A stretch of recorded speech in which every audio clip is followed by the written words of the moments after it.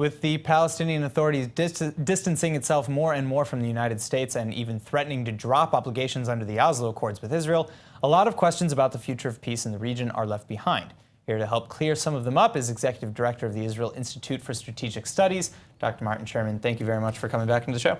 Thank you. Thank you for having me again. All right. So can the Palestinian Authority afford to reject the United States as a mediator?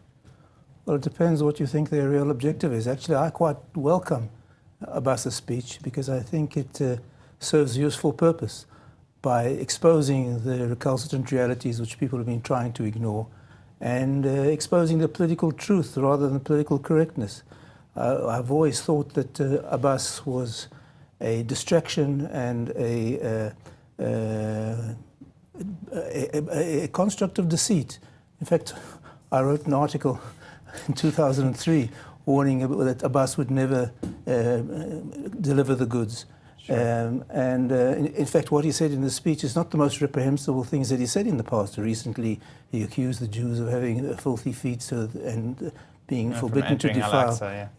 But you know, he has a PhD in Holocaust denial.